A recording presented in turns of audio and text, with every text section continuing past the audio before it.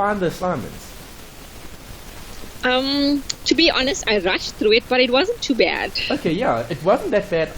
Looking at the questions, a lot of the concepts we've discussed were actually covered here.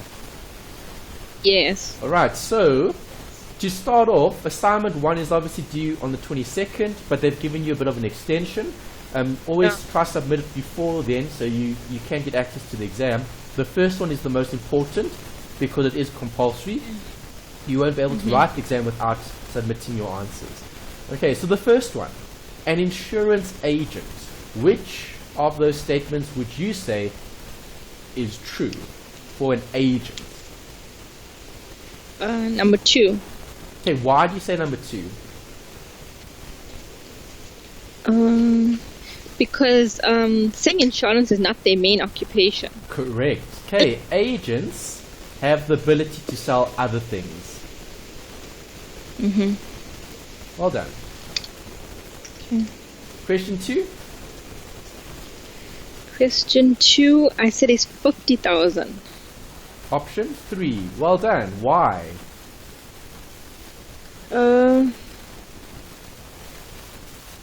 Why 50? Why doesn't underinsurance apply here?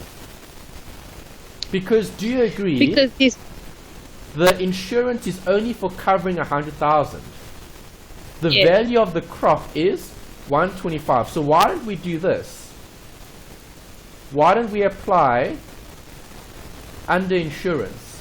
Because surely it's the insured's problem for underinsuring it. Surely the insurer should only be liable for a portion of what's covered. Yes. Why don't we do that?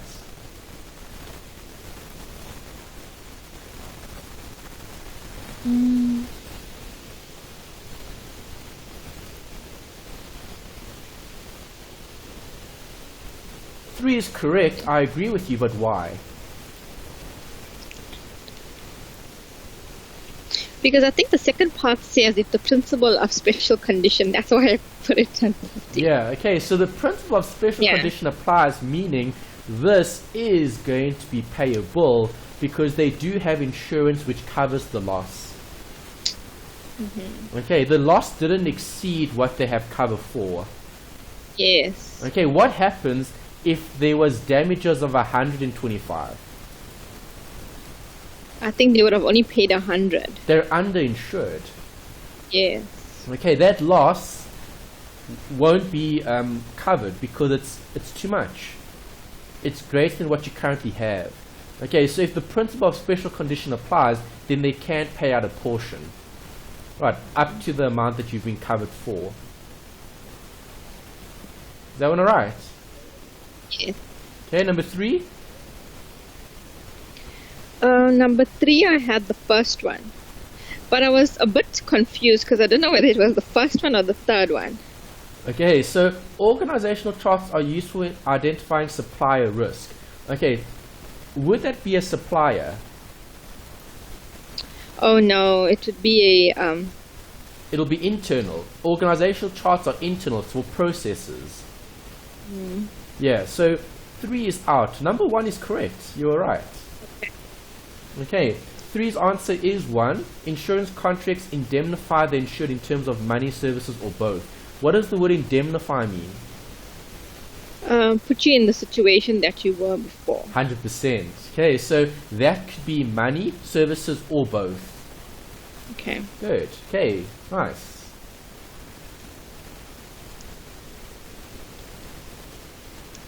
Self-insurance? Self-insurance was number 2, B and D. B and D. Lower premiums. Why? Because you're covering the loss. You're retaining the loss. Do you agree? Retention. Okay, and there'll be a smaller statistical base for the premium calculations. Definitely. Because if you're self-insuring, the insurer won't have a bigger pool. It will be a smaller pool. Good. Well done. I went with 2 as well. Lower premium, smaller base. Good. Next. The next one I wasn't too sure, but I think C is correct. Okay, so you said Uh, C is correct. Or C and B. C and B. Why do you say B is correct? Because if you have a claim, you would give it to your broker. Am I right? True, but the claims are processed by who? You would do it. No, the claims are processed by who? It'll be the insurer. The insurer would process the claim. Here they say claims are handled by the broker, so it's a bit of a loose statement here. Yeah. It's not very specific. Okay, the broker's role is what? Communication. Yes. So the broker will communicate the claim to the insurer, but the broker doesn't handle the claim. The word handle means like manage it or process it. So I didn't go with B here actually. Okay. Okay, but let's look at the others. Okay, which Okay. other ones do you say is true?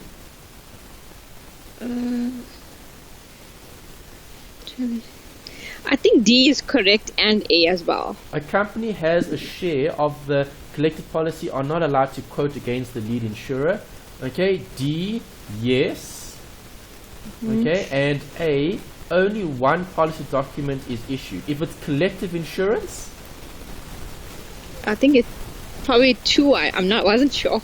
yeah, I went with 2 here, and then I referenced page 16. I referenced page 16 here. Okay. Okay, I'll go back and have a look at that. And this was, I went with A, C, and D. Okay, in the actual, let's open up the study guide. Okay. Okay, on page 16, this is page 16. Oh, it might have been page 16 in the textbook, not the study guide. Okay, let me quickly grab the textbook. Got the textbook here.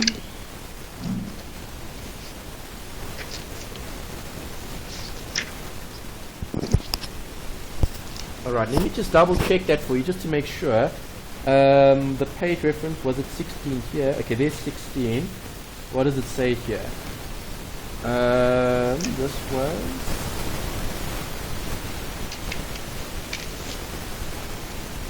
loss adjuster. Okay, when clients there. Okay, so for larger losses where the insurer is dubious of the claim, it's normal for them to appoint a loss adjuster. Okay, the loss adjuster would obviously do that. Okay, no, not that. This was looking at, what was the focus of this question again? Collective insurance. Collective insurance. Okay, so where is the study guide? Was this the right page? Did I use my old study guide? I think I did use this one. I think it was the study guide. Let me just do this quickly. Collective.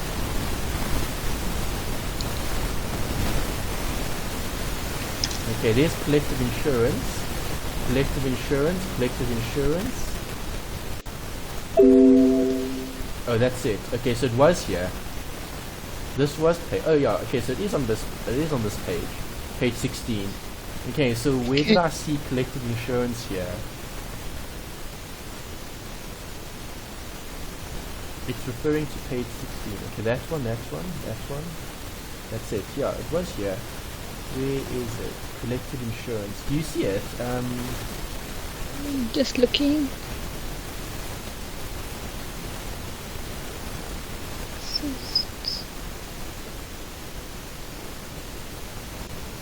Let's see, what did I write? Yeah, I wrote page 16. This is page 16.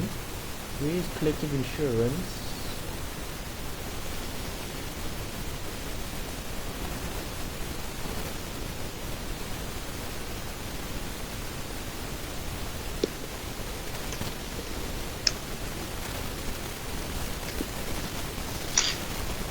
Okay, let me check the textbook again here on this chapter. This was the risk. Okay, that was the institute. This was chapter, what chapter did this cover? Chapter 1. Okay, that would have been chapter 1 in the prescribed textbook. Okay, let's double check is there anything here that was specifically for collective insurance. Type of cover, the buyers, the corporate environment, the type of cover, the policy wording, the intermediaries, the broker. Okay, there's the broker bit. Okay, there's the agent bit, there's the underwriting. Then they talk about Lloyd's, they talk about the insurers, they talk about captive insurance, they talk about Lloyd's Central Fund, protection and indemnity, the reinsurers, the brokers again, the loss adjusters, the risk managers. Okay, so on this page,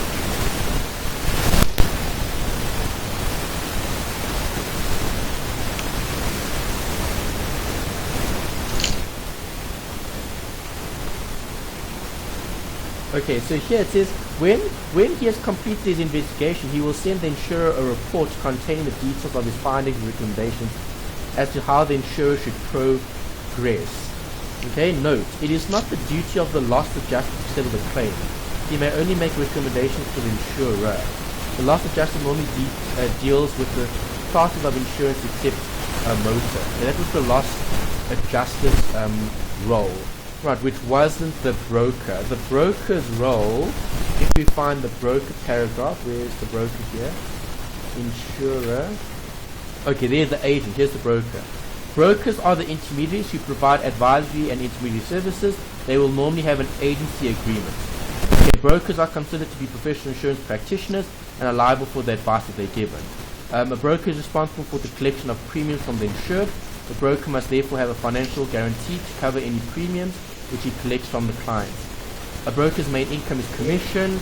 The broker may charge a fee, and that's it. Okay, the underwriter, that's the underwriting management, and then the agent. Yeah, see, the broker isn't responsible. So you could also reference page 8 as well. Okay, so page 8 and then page 16 was looking at the adjuster, the loss adjuster. The loss adjuster would also handle the claim. Okay, claims are handled by the broker? No. Okay, I would say the claims are handled by the insurer or the claims department. Okay. Okay, you could also reference page 8. Page 8 of the textbook talks about the broker and their role. Right, if we go to the study guide, they should also discuss the broker here. Let's find the word broker. Okay, there's the word broker. Okay, there's the insurer. Okay. Where's the paragraph? There, conditions, brokers. Right, in such as insurance brokers. Okay, no, nothing there. There's warranty, then there's broker again. Broker's perspective. Intermediaries and brokers. Other brokers. Nothing there. Nothing there. Nothing there. Nothing there. That's it. Okay, yeah, so there's not much in the study guide. Alright, in terms of defining the broker, they would have probably referred to the chapter. Yes, they did. Okay, chapter 2. Okay, so if I look at chapter 2 as well, let me go to chapter 2 and just see if there's anything there. Chapter 2 talks about the regulators. They talk about the different institutes. They talk about the low-income market, and that's it. There's not much here about the broker either. They just talk about the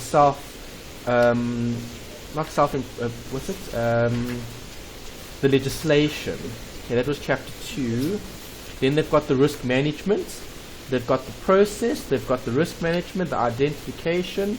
There's checklist. There's risk evaluation, technology, risk control. Yeah, as far as I remember, there's nothing here that's specific to the broker. Yeah, there's nothing.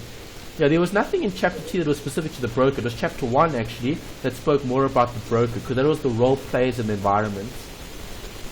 Okay. So yeah, so I would have eliminated B because of either page 8, where they spoke about the broker, or page 16, where they talked about the loss adjuster as assisting the insurer when handling the claim. Because they establish if the claim is valid and if the claim must be paid out. Okay. Yeah, so I would go with one policy because it's collective insurance. I would go with the collective share of each insurer is reflected by the policy, definitely. Okay, and then okay, well, you went with C and D being true, so it was just the B. Yeah. Is B true or false? Yeah. I don't think B is true. I would eliminate B. Claims are handled by the insurer or the claims department. The broker helps with the communication, but that's not their role. Their role is not to handle the claim. The word handle is a bit problematic, because what are they handling? Are they handling the communication, or are they handling the payouts? Yeah. Okay, so I don't like B. Okay, A, C, and D I would say are the correct answers. Okay, let me add to the Excel spreadsheet here. I've got an Excel thing that I'll send to you later with my workings just for different page references. So far you got 1 to 4 right, so that was fine. I'm just going to put a note here in brackets, broker, just to write that in. Okay, great. Okay, save. Alright, question 6. I went with 4. Okay, adverse selection, describe it to me. What is it?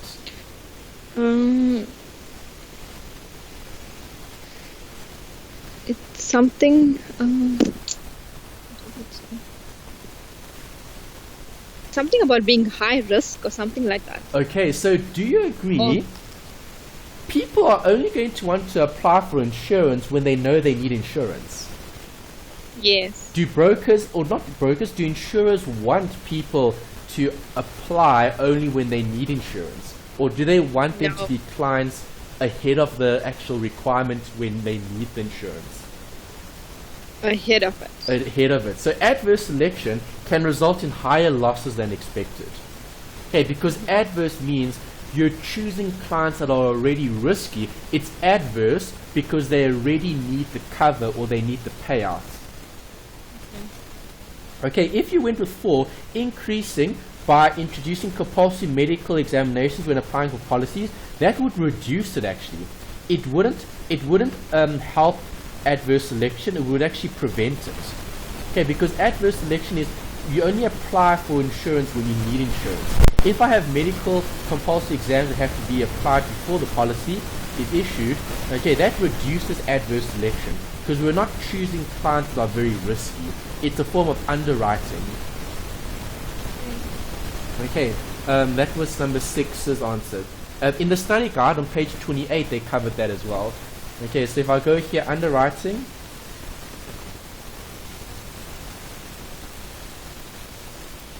was this underwriting? No, this was adverse. Adverse selection.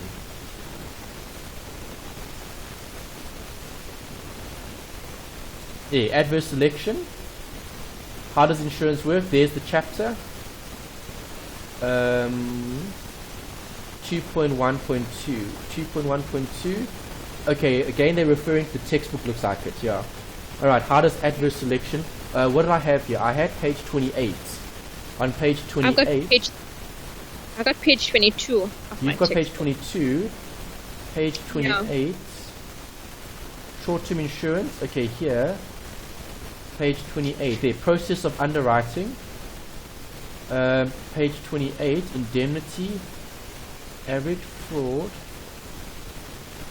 Okay, am I using the right study guide? Let me check. I think I'm using this other version of the study guide. There's this one. I think it was, no, was it this one? Let's open up that file.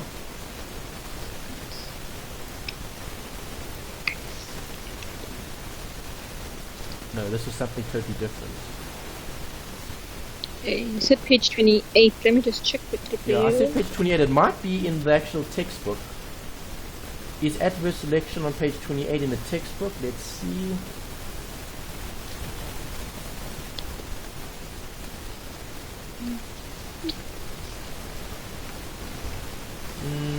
No, it was one of these files. I think it was one of the older files that I used here. Okay. Hold on a sec. Let me go back to my file here. Close that. Okay, let me just find the old file. Okay, that was the one study guide. That was that was the one that you sent through to me. That was the 2017 one. Okay, let me go through to.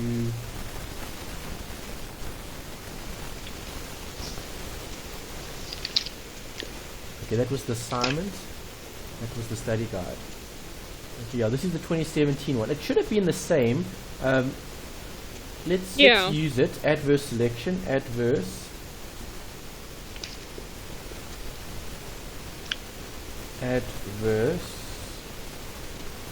selection.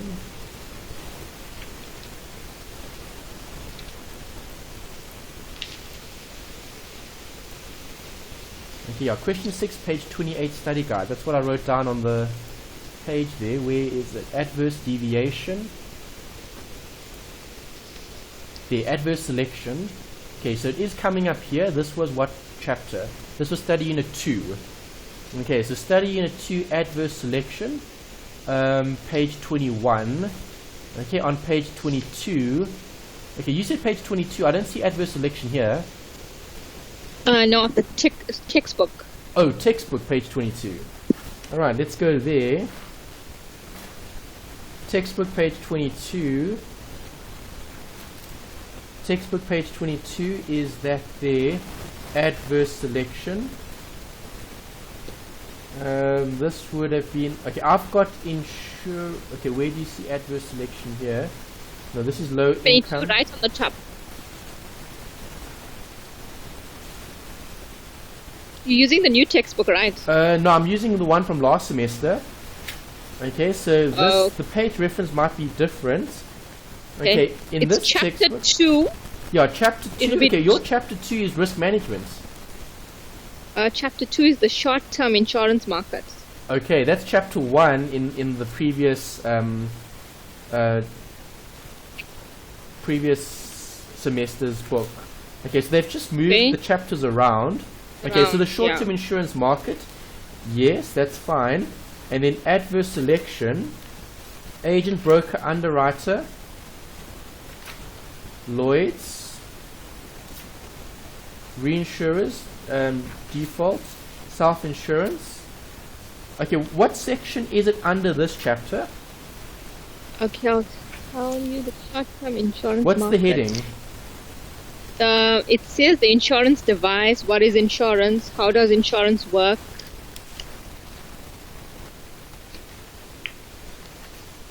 That's short-term insurance market. Yeah. Or the practice of underwriting.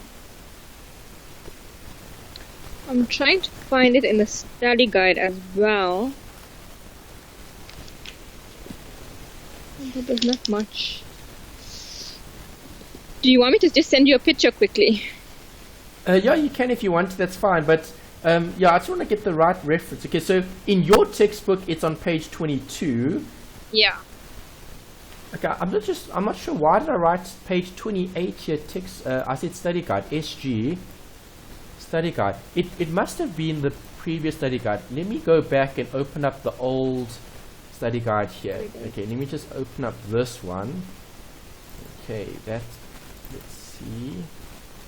Okay, RSK.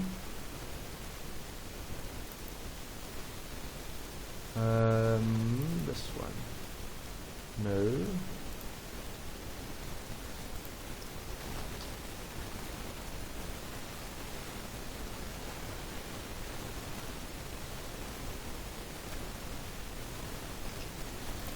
Okay, I think it is this one, yeah.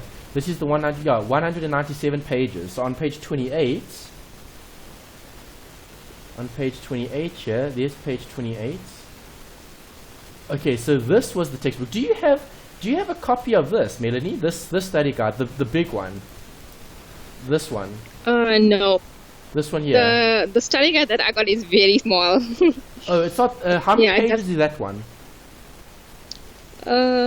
It's 98 pages. 98. Okay, so they've changed it a bit because before this was the study guide for RSK3701, and this study guide had 197 pages. Yeah, it's very small and there's not much information in there, so I was just using my textbook. Yeah, the textbook. But the textbook was rather easy to find the answers as well. It wasn't hard at all. Yeah, you so just the needed textbook to is good. Yeah, so maybe I should actually send this to you as well as additional material because this was the old material that actually gave you a lot of the material. And even at the end here, you'll see later on we look at the different sections relating to the captives and so on, and then it's all covered in this textbook. Okay, so over here, if I go adverse selection, yeah, this looks very informative. It is a lot better. Yeah, so here, adverse, next bit, the adverse deviation, adverse selection, there's it, adverse selection. There, adverse selection, there we go. How does insurance work? There, the problem of adverse selection. There's adverse selection, that's on page 12. And if we go next, Okay. there's the definition. Okay, here's it on page 14. Adverse selection is the tendency among people with a greater probability of loss than the average to seek insurance. See, when I need insurance, then I seek insurance. Yeah, this is the exact same paragraph that's in my textbook. Oh, okay, so it looks like they've just shared material, UNISA and the Institute, and then they've just created something separate. Yeah, but the textbook was expensive. It was like 1,000 Rand or something, right? Yeah, it And was. it's literally, it's printed pages that are bound with the ring binder, right?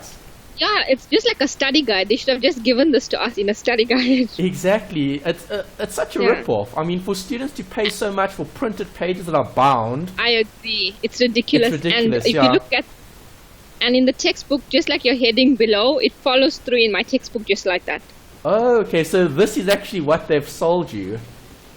Yeah. Sure. They've sold me the study guide. Wow. Okay, that's hectic. Sure, they've changed it. Okay. Yeah. But I'll send this to you. Let me send it to you now quickly on the Skype chat. Okay, let's put it in. Okay, so let's add the file here, and it's small. It's like a few megs, and that's the whole thing. Yeah. Okay, so let's go back to.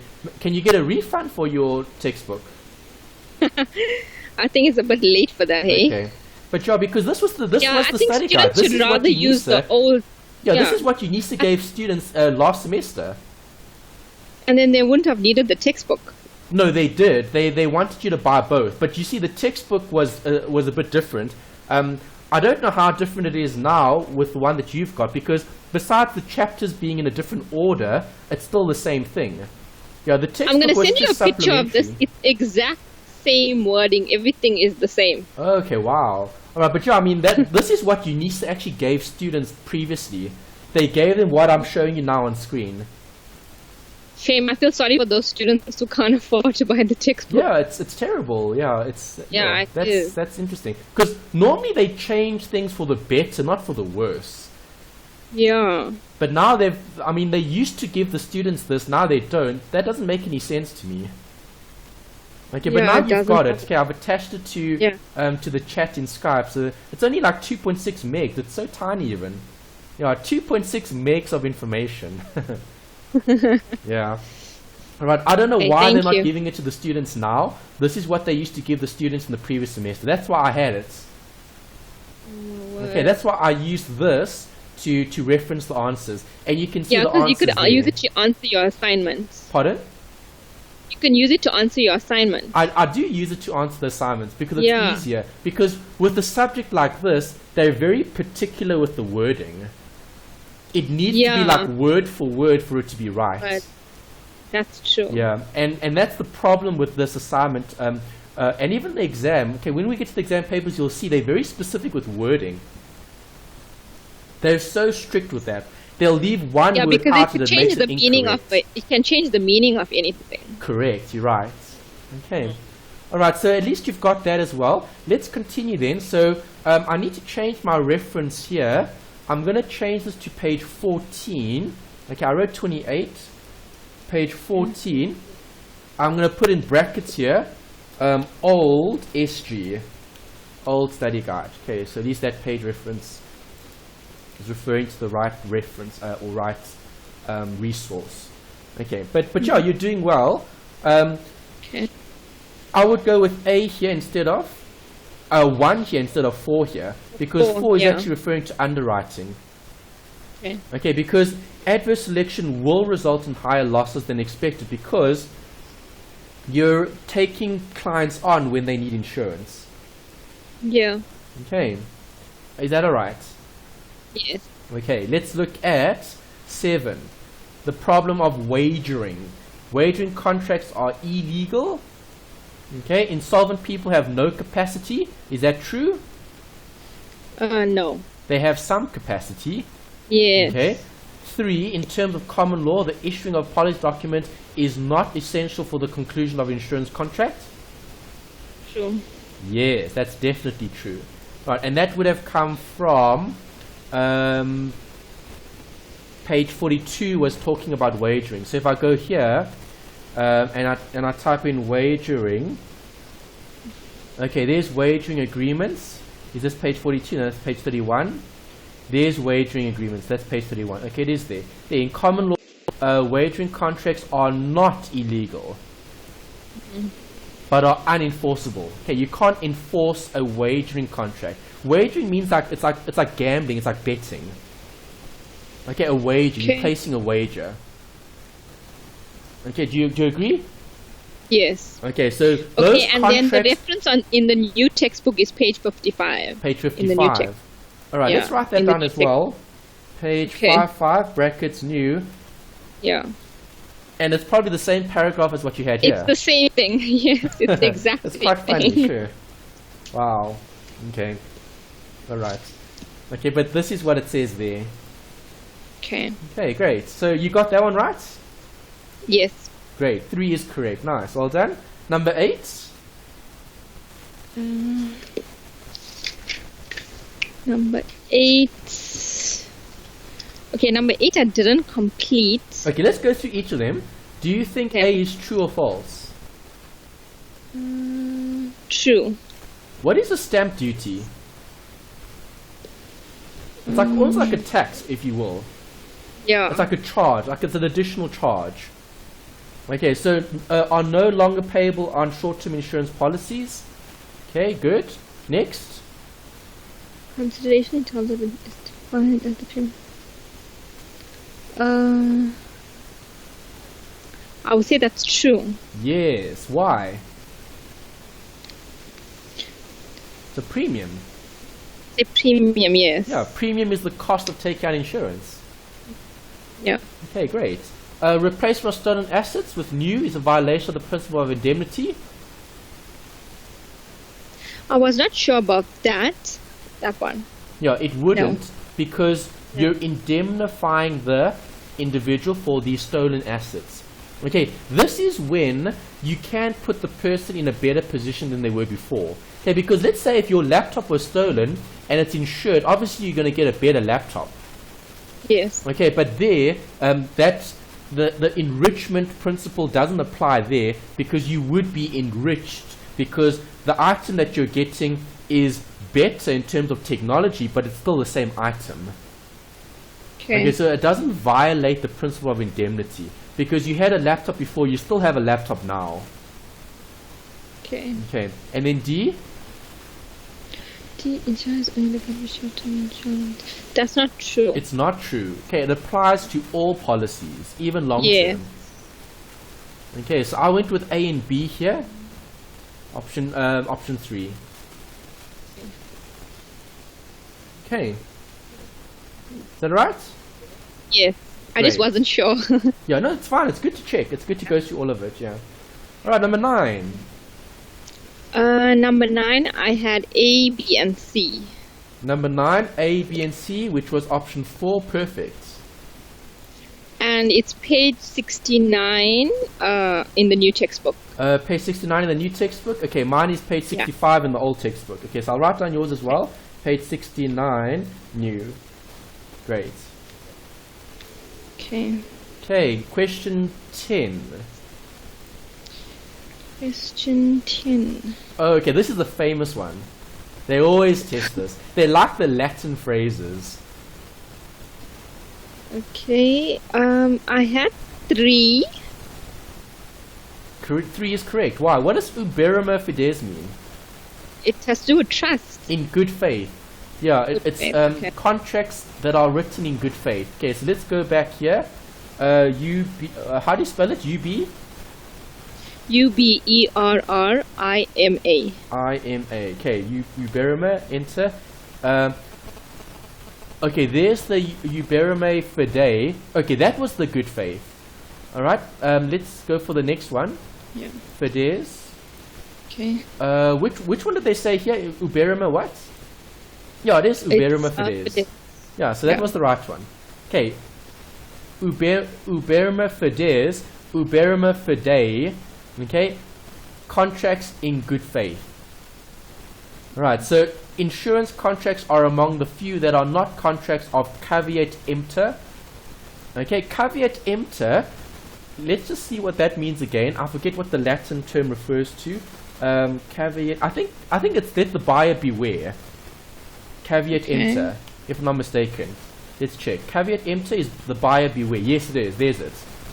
Okay, caveat emptor is Latin for let the buyer beware. Okay, meaning the buyer needs to do homework because it's up to them when deciding on taking out the contract.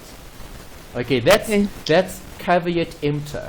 Okay, uberima fides was the contracts in good faith, meaning that you're entering into a contract where the buyer shouldn't beware, the buyer should trust the contract is ethical. Okay. Okay, so yeah, you're right. 100% correct. 3 is correct for that one. Okay, caveat emptor is the other Latin term that they like testing.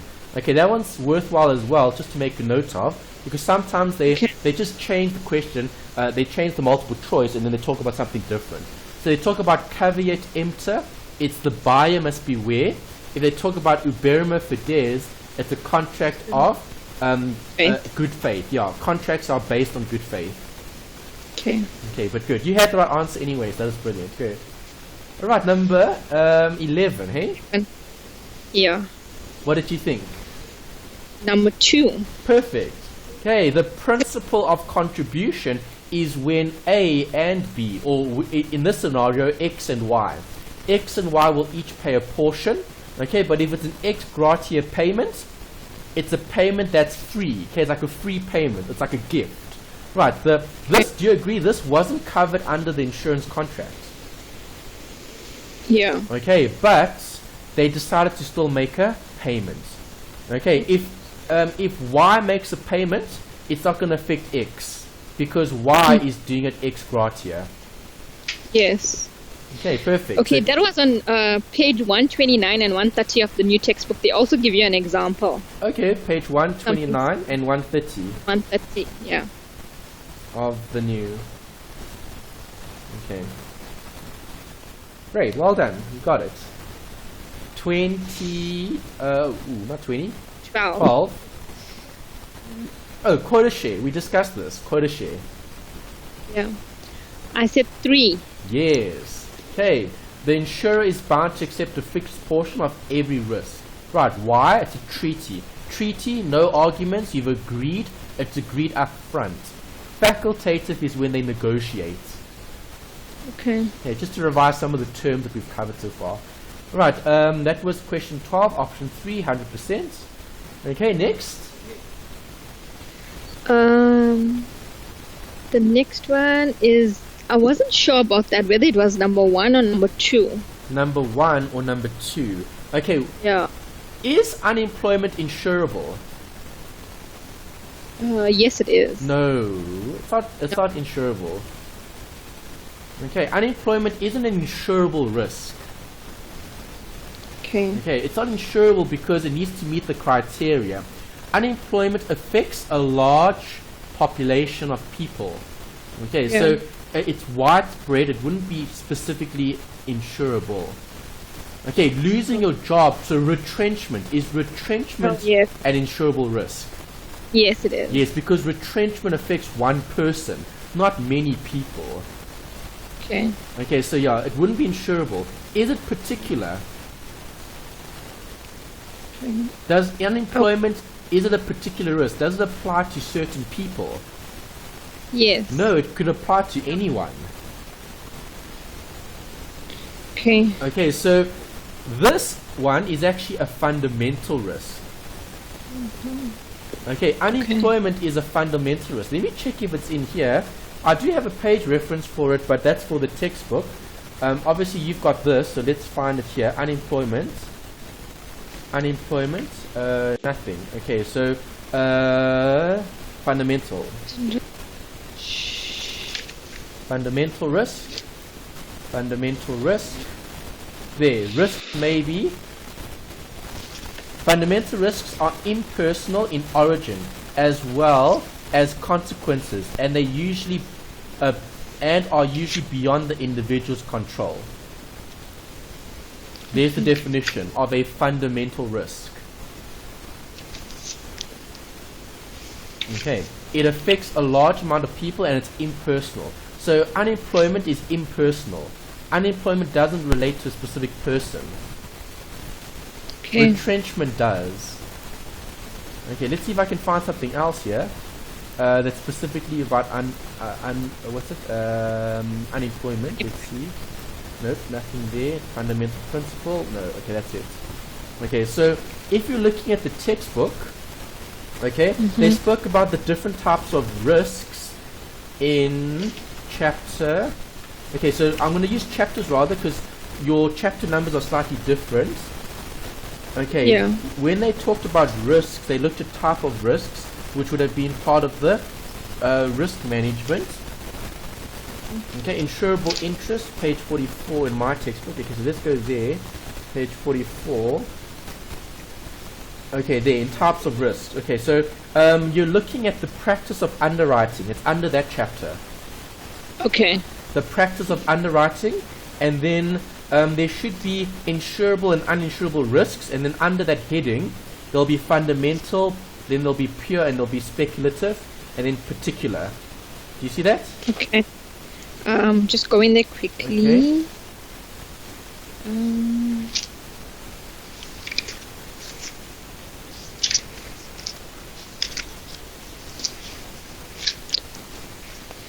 I came across it earlier, but I didn't write the page number down. Okay, check the index or the contents page.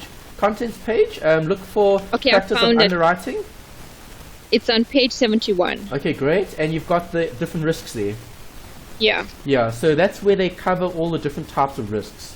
Okay, so that's worthwhile Okay. studying because they do Yeah. test fundamental, pure, and speculative, and particular. Okay. Okay, those are all risks that they do discuss. Okay. Okay, and unemployment would be considered a fundamental risk because it affects the broader society, not specific to one person. Okay, retrenchment is specific to one person. That's something different.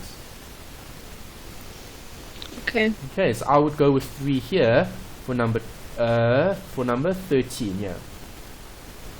Okay, happy? Yes. All right. Number 14 is looking at those line, 5-line stories. So what did you go with here? I wasn't getting the answer. Okay, so if it's a 9-line surplus treaty, What I did was I took the 2 million. I said add 9 times the 2 million. good, which gives you 20. okay 20 million. Right. So if I've got 20 million, 50% is additional. So yeah.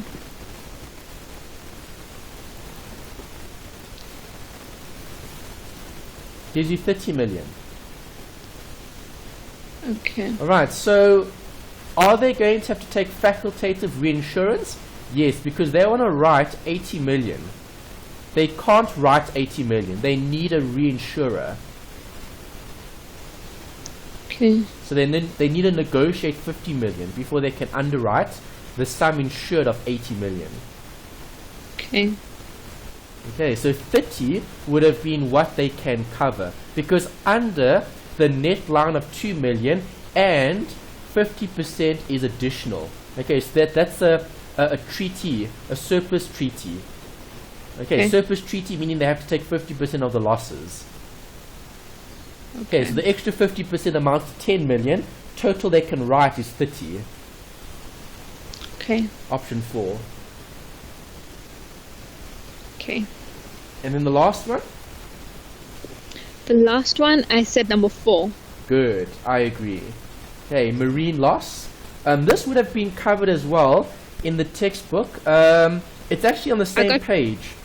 Yeah, I was just gonna say that. The insurable and uninsurable risks in the textbook, it's just above that.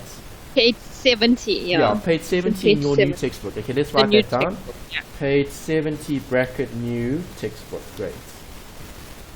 Okay, save. Alright, so I have kept a tally of what we've discussed. Here's it. Okay, there's the first assignment with some references as well. Thank you for sharing the new references. Okay, that does help. So I'm going to close that and then I will message it to you in Skype while it's here. So at least then I've done it and you've got it. Okay, coming through. There we go, it's through. Okay. Alright, so that was the first assignment. Not so bad, hey? No, it wasn't bad at all. Yeah, it wasn't that bad. Okay, and you've done a lot of work. You've gone through the material as well and references. That's great. Okay, so nice, Melanie. Okay. You probably got about 14 or 13 out of 15 there. Yeah. Yeah, good. Well done. Thank you. And you'll see the exams are very similar, and they do tend to repeat some of the questions as well. Okay, so when we do go through all the exam papers, you'll have a lot of questions to reference, and who knows, some of them might even be word for word, just with different options in the actual exam that you write. Okay, I haven't seen students in the past have any problem with passing the subject because the theory stays the same. It's just the way they word it is a bit different. But they test similar type of topics in the actual exam as well.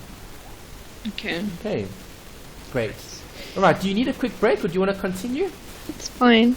Okay, perfect. Alright, so let's open up. I'm going to close all these files. We don't need this. And now we're just going to look at, we'll just look at chapter 10. Okay. Ooh, don't save, cancel, close. Okay. Did I close it? I think I did. No, I didn't. It's still open. Okay, there we go. Alright, so support material. We're looking at week 6 notes and we're looking at commercial insurance. Okay, that's the focus here. So when looking at RSK3701, they always test particular sections.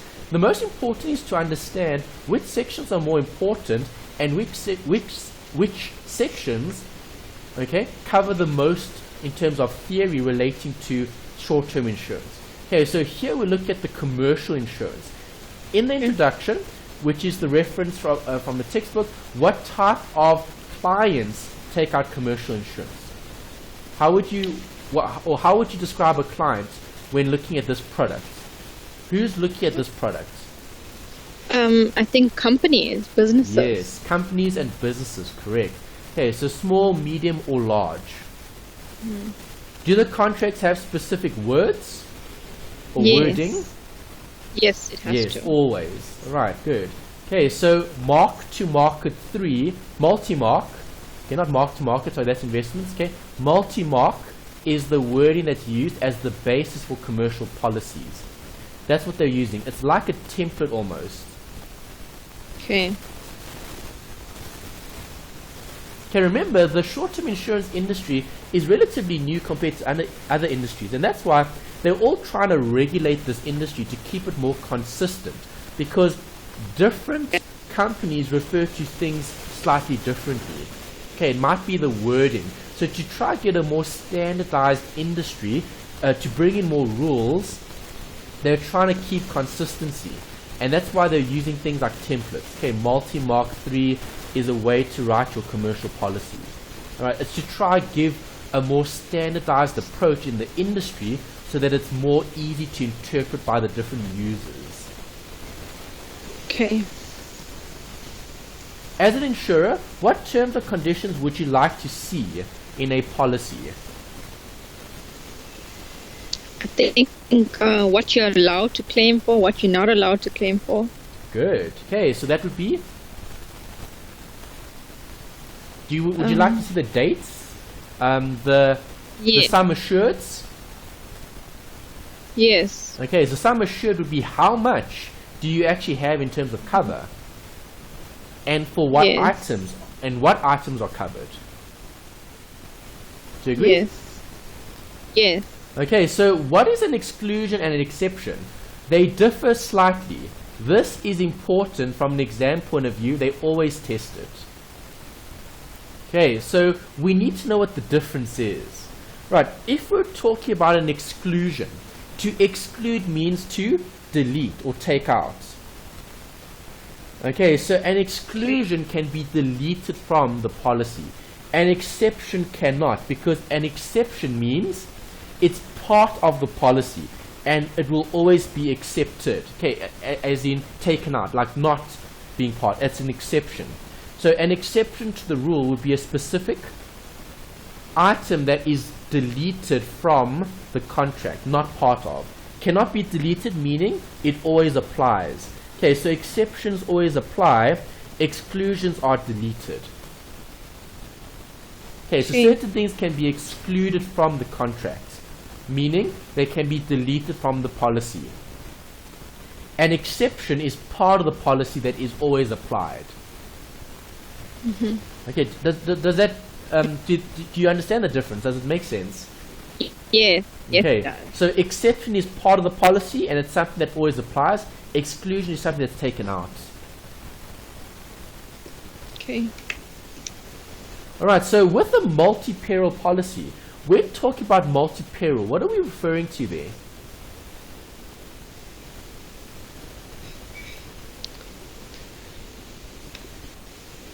I'm not sure. Okay, the word peril refers to a risk.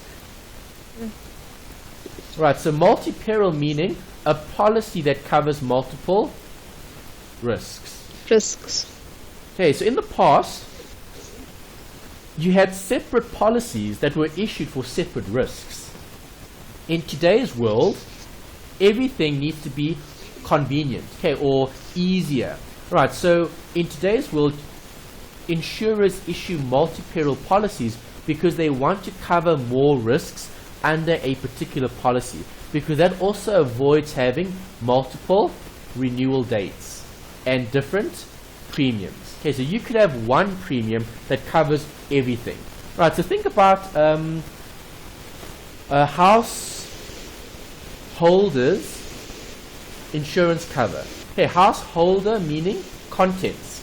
Okay, so as part of your contents, you'll have one contract, and then you could list all the different items in that particular household.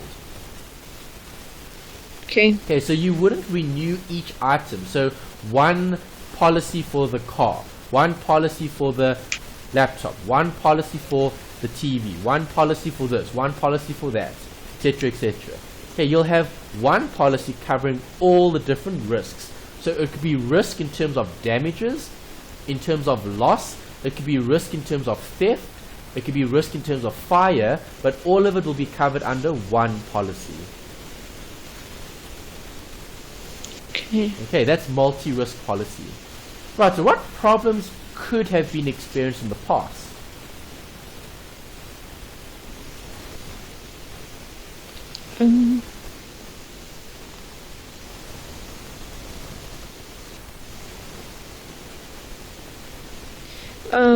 There was too many policies, maybe, Definitely. for everything. Okay, can you imagine having all these policies and now you're going to have to keep track of all these renewals?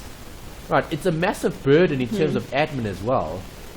Okay, and if this is for a commercial client, which is a business, businesses don't have time to sign like 10, 20, 30 different contracts, right, just to make sure their business is covered.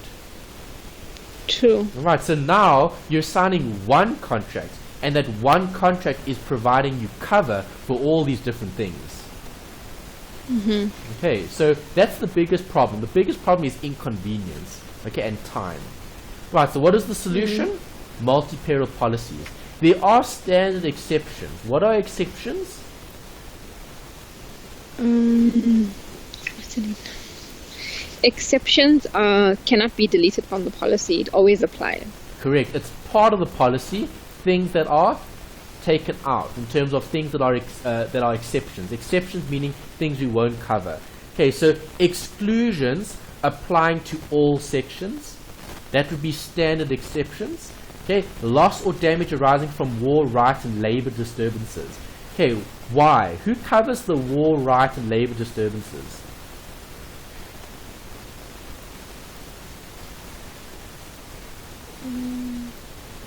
Sastria. Yeah, the Sastria. Okay, remember the Sastria was something that you can voluntarily include in your contracts, okay, to provide for the public right and dispute and so on.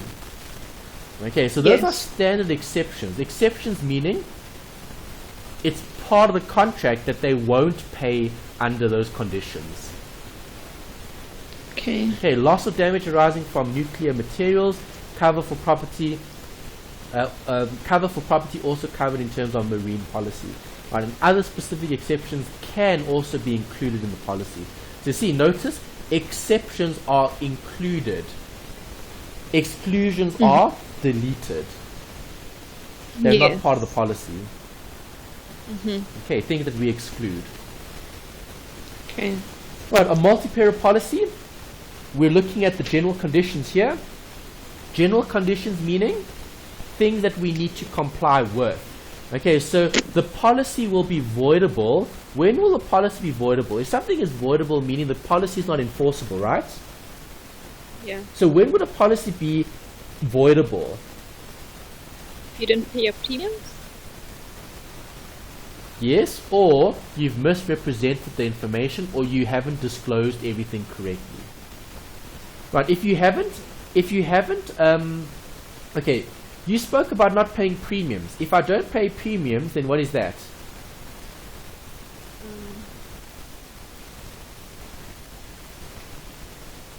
Lapse. A lapse, yeah, lapsing. Okay, the premium will lapse. Not the lapse, a premium. The contract will lapse. Contract. Yeah, okay, because you haven't paid your premium. Okay. Okay, here we're looking at voidable. Voidable meaning it wasn't enforceable. So for example, let's say you took out life cover, right, and you were a non-smoker. Then you start smoking, and then you die from lung cancer. Have you disclosed that you were a smoker on your policy? No, you did not. No, you didn't. So see, that's misrepresentation or non-disclosure. Okay, if you did have life cover and you had life cover for an individual that was classified as a non-smoker, you have to disclose that to your insurer. If you don't, you could be guilty of misrepresentation or non-disclosure, and the policy can then be voidable. Is that right? Yes. Okay, it's the same thing like with motor car insurance. Okay, if someone else is driving your vehicle and you don't specify them on your insurance policy and they cause an accident, the claim can be not paid out. Sure. And if it's not paid out, well, you can't really argue with the insurer, because you should have told them, well, I'm not the only driver of this vehicle, and you need to specify that. Okay, because if they're in an accident, they're the one that caused the accident, not you. Okay, but it's your vehicle. That can create a problem. Okay, so the insured must take all reasonable precaution to prevent what?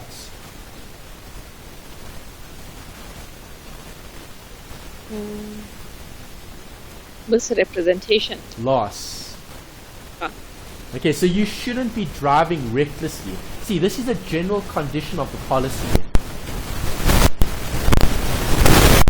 Okay, so as a client, okay, your obligation is to take reasonable precautions to prevent loss. Okay, so if we're running a business, okay, and let's say we've got a contract for theft, should we leave all the doors open in the company? No. No, there still needs to be some sort of level of security, reasonable precautions to prevent loss. Okay, so we shouldn't just leave our doors open and let anyone come in and take what they want. True. Okay, so that's an obligation in terms of what? The client, the insured. The insured has a condition to reasonably prevent loss. Okay, because if theft still occurs and you've had the security in place, so you've got security and you've got certain processes in place, but you still have theft, then the insurer will pay out for those losses. But if you haven't reasonably prevented loss, they cannot pay out, and they're within their rights to do so. Okay. Okay. Any claim involving theft must be reported to who? I think first you would have to open a case. Yes, and that's with the police. Good. Yes. Alright, contribution and subrogation conditions apply. Okay, what is contribution? Do you remember? Define it. We just did it in our assignment now. It's your premium. It's a portion of the loss where two companies can cover one loss, but it will be shared. Okay. Okay, that's when you have multiple insurers. Subrogation is what?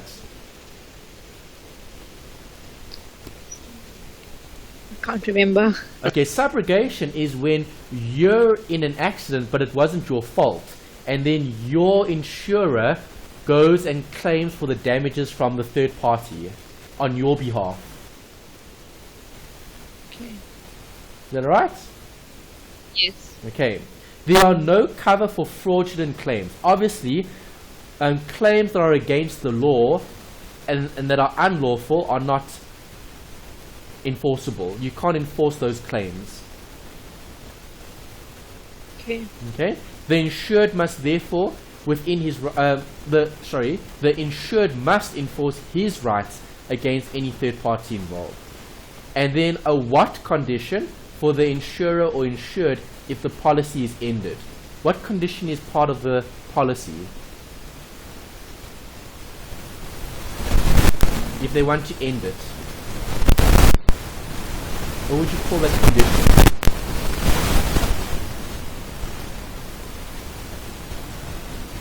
Termination or something?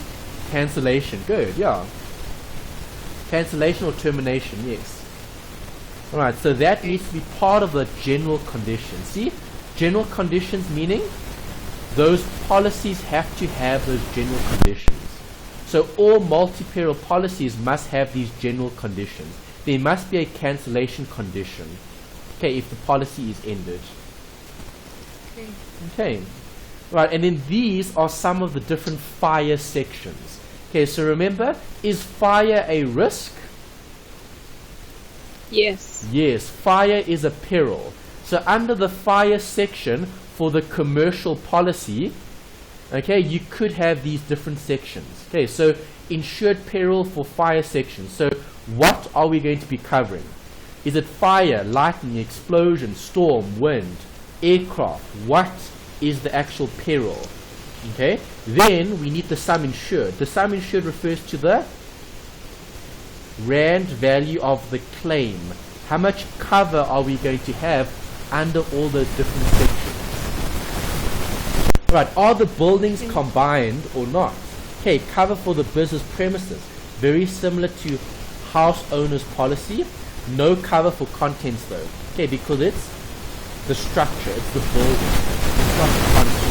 The contents will be covered under a separate policy. Okay, office premises policy, that will be covered specifically for the office space. Right, so cover for the business content, very similar to householders policy. Right, because that's looking at the premises. Okay, what does the business actually have on the office premise? Business interruption insurance. Can we have business interruption insurance? Yes. If the business is interrupted, are they going to be able to operate? No. No. Okay, so that would be called a loss of profit insurance.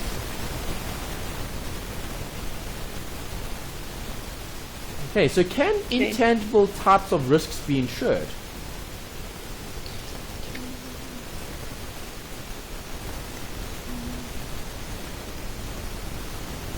Yes. Yes, they can. Right, and the reason for that is it's viewed as a loss of benefit. Okay, like your loss of profit insurance, business interruption insurance. It's like debtors almost. Okay, where you've covered your debtors from going bad in terms of credit losses. Okay. Right, so business interruption insurance can apply. The wording is key as there can be problems with the length of the indemnity period. Right, so the insurer will pay out for a certain period of time because of the loss of profit. Right, because think about it, if the factory is burnt down, can you operate? No. No. Okay, there might be business interruption insurance as part of that. So for the length of time that the insurer is going to have to repair the factory, okay, you might be receiving loss of profit insurance as a compensation for not being able to operate. Is that right?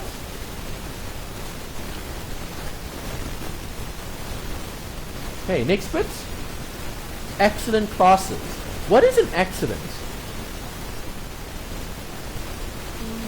An accident is when you mistakenly knock somebody. Okay, so it's an unexpected event that creates loss. Okay, so is there a general exception? Yes, an exception always applies to collision or theft by employees. Okay, what does that mean? Exception means not included. Do you agree? Okay. Okay, Yes. so if the employee creates the loss, is that excluded? Is that part of the exception? Yes. Yes, so an exception means it's included, it's part of the contract. Okay, they cannot be deleted. Okay. So any collision or theft by employees would be an exception. Okay. Right, theft insurance, there's a broad definition. Right, in the textbook they describe it as forcible or violent entry. Right, like shoplifting. So, if I have theft, if we leave the vehicle open and something is stolen from the car, can you claim that under theft insurance? No. No, because there's no forcible or violent entry. Okay, so think about that. Let's say you had let's say you had cover for tools for your business, for equipment, okay? And the equipment was in the truck, okay? But the truck was left open and someone stole that. Would you be able to cover that under your insurance policy? No. No, because there's no forcible or violent entry. So it wouldn't meet the definition of theft. Okay, to meet the definition of theft, there must be forcible and violent entry. So if there's no forcible and violent entry, you can't claim that under theft. So you might not be able to claim for that. Because it doesn't meet the definition. Okay. Okay, so if goods are stolen from an open or unprotected area, is this covered? No. No, definitely not. Because there's no forcible or violent entry. Right, when we look at underwriting, when focusing on underwriting, you're looking at the risks. So physical inspection is always something that is considered when determining whether there has been loss or not. If I'm looking at the first sum insured, the first sum insured would be an amount that will be covered. Okay, so the insured must decide on an amount that would be expected to be stolen. Right, so as a business, you'll have an estimate as to how much the value of your theft could be if an event had to occur. Right, so if theft had to occur, how much would be stolen? What would a reasonable amount be in terms of the first sum insured? Right, because as a business, you need to give a estimate of how much you believe can be stolen in the event of loss. Okay. Is that alright?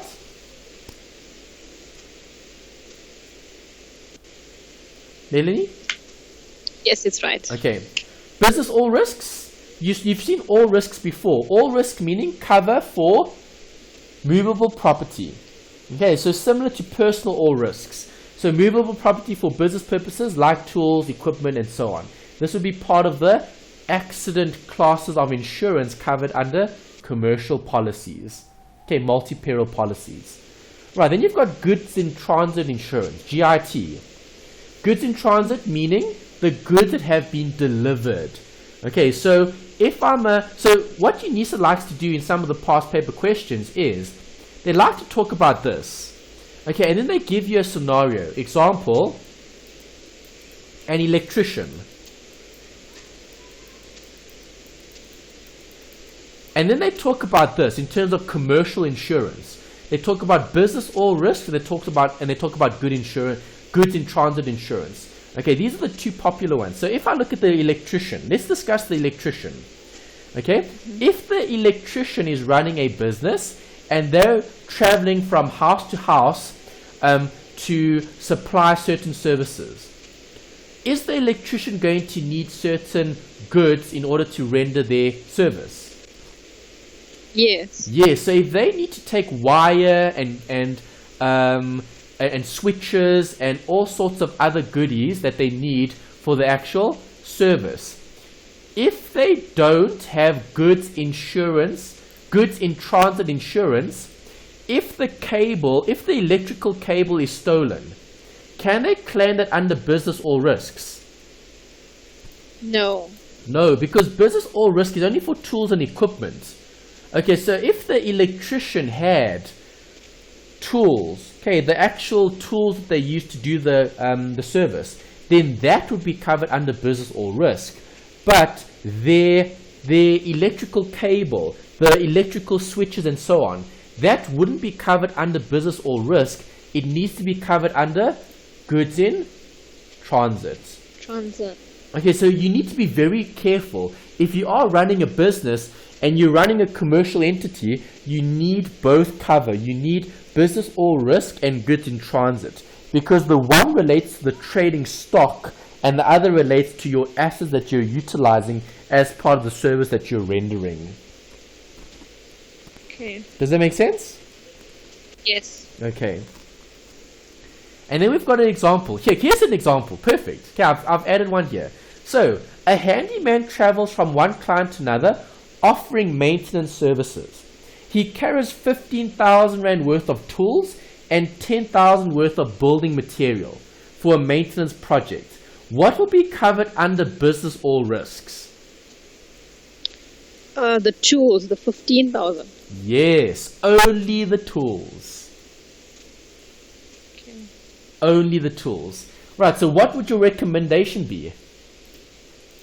Then you should get the goods in transit insurance as well. Correct. Take out GIT for the 15,000 worth of building material.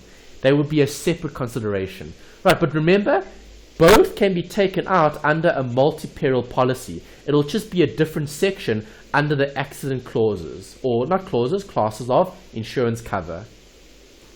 Okay. Okay, can you have money insurance?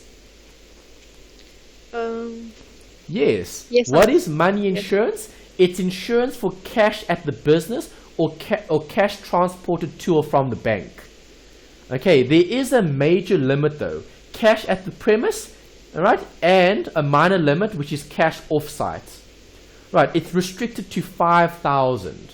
Right, so limited to 5,000, which is the amount that is that's the limit that's applicable to money insurance. Okay. Right, fidelity insurance is looking at cover for fraud and theft. Okay, be careful. Sometimes students miss these two. They think about fidelity as being money cover. It's not money cover. Money insurance is money insurance.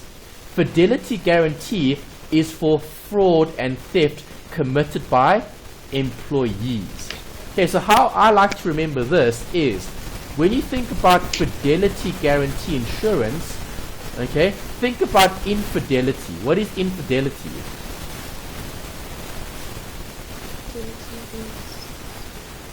You don't trust somebody. Infidelity means? And someone breaks your trust. Yeah, okay, so cheating, okay, between partners, spouses. Okay, if someone commits infidelity, it's fraud or theft between the employees, the company. Okay, so infidelity is what you should be thinking about there. A lack of trust, a break in trust. Okay, which is basically what you said. Okay, so what is that? It's fraud or theft. But theft not relating to the consumers in terms of the clients, relating to the employees. Okay, because you would take out theft cover, right, if your stock was stolen. That's something different. This is looking at worrying about fraud and corruption. Okay. Okay, and then glass insurance, this would be applicable to what types of businesses? People that manufacture glass and supply glass. No, not glass suppliers. Glass insurance is for retailers, people that have display, windows, mirrors. Okay, think about a car dealership. How much glass is in a car dealership? Lots of glass. There's a lot, eh? I mean, think about the last time you drove past one of those car dealers. Could you see the cars? Yes, all of them. But those cars are behind glass. Yeah. Now, can you imagine how expensive it would be to replace those windows? It must be. Okay, or can you imagine going to, when last did you buy clothing? Maybe a couple of weeks ago. Okay, so when you went to the clothing store, did they have all those fancy mirrors? Yes. Yes, okay, so those clothing stores have all those mirrors and stuff. So if those have to break, that could be covered under glass insurance. Okay, or a restaurant. Okay, if they break the wine glasses, that could be breakage of glass. Okay, for the restaurant would probably break glass quite often in terms of accidental breakage. Sure. And if that's a big consideration, then you could take out insurance for it. Okay, because those crystal glasses, those crystal champagne glasses could be very expensive to replace. Okay, or what about like a wedding, what do you call them? Wedding planners, those people that host those events. Alright, and now you've got like 1,000 crystal champagne glasses. Yeah. Okay, that could be quite a costly exercise to replace them if you break all of them at the wedding. Okay, so you could possibly take out glass insurance for those types of things. Okay, so breakage of glass, breakage of windows, breakages of mirrors, depending on what type of business we're running. Okay. There's a note about group personal accident insurance. Remember, personal accident is looking at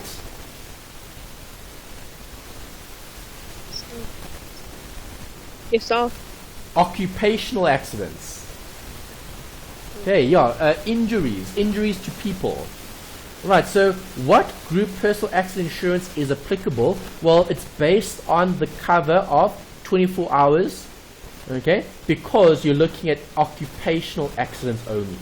Right, so there could be a death benefit, permanent disability, temporary disability, and it could be medical expenses. Those would be potential cover that will be under the group personal accident insurance. Okay, so what is the death benefit? 3 times the annual salary. Personal disability, percentage of the death benefit. Temporary disability is 100% of the weekly wage for 102 weeks, which is 2 years basically. Okay, 52 weeks a year, so it's 2 years. And then medical expenses, which is an amount that's nominated at inception. Right, those are different things that could be included as part of the group accident cover. Okay, so remember, who's taking out this insurance cover? Company, business. Correct, the company. And it's taking it on behalf of who? The employees. Right, so if something had to happen to the employees, then this policy would pay out. Okay. Make sense? Is that alright? Yes, it is. Okay. And then we've got liability here, which is professional liability. So certain industries require personal liability cover for their representatives. Right, so think about doctors, think about lawyers, think about brokers, advisors. Right, anyone giving some sort of advice, they normally require professional liability cover. Can the company take out insurance for that? Yes. Yes, okay, the business can take out insurance on behalf of the doctors, the lawyers, and the brokers. And that's called professional indemnity insurance. Right, every person owes a duty of care and other members of the to other members of the public or society. Right, if there's negligence, can the company claim on behalf of the policy?